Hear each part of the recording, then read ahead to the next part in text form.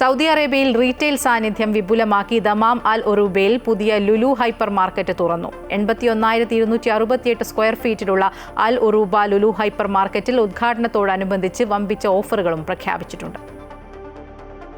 Dammam Al ഒറൂബയിൽ Lulu group chairman M A Yusuff അലിയുടെ സാന്നിധ്യത്തിൽ വെസ്റ്റ് ദമാൻ മുനിസിപ്പാലിറ്റി മേധാവി engineer Fayez Al Asmari, Al Abeer association general secretary engineer Ibrahim Abu Abha എന്നിവർ ചേർന്ന് പുതിയ Lulu hyper മാർക്കറ്റിന്റെ ഉദ്ഘാടനം നിർവഹിച്ചു.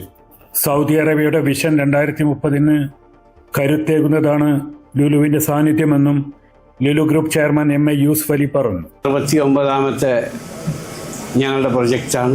Located in Al Aruba Dammam, Saudi അറേബ്യയിലെ ഞങ്ങളുടെ 259 in GCC plus Aramco commissaries 18 and NEOM 2.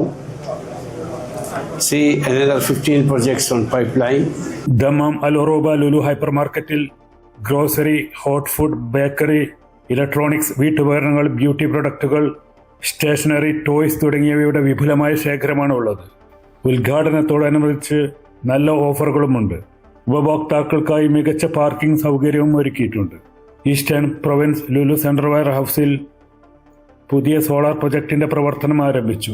കാനു ക്ലീൻ മാക്സുമായി സഹകരിച്ചാണ് പദ്ധതി. ഉദ്ഘാടനം ചെയ്ത് ഞങ്ങൾ സെൻട്രൽ വെയർ ഹൗസ് ദമാമിലെ സോളാർ പ്രൊജക്ട് ഉദ്ഘാടനം ചെയ്യുകയുണ്ടായി. 550 ടൺ കാർബൺ ഞങ്ങൾ ബ്ലോക്ക് ചെയ്യുകയാണ്. അത് 6500 പാം ട്രീ വയ്ക്കുന്ന എൻവയറമെന്റൽ എഫക്റ്റാണ് അതിനുള്ളത്.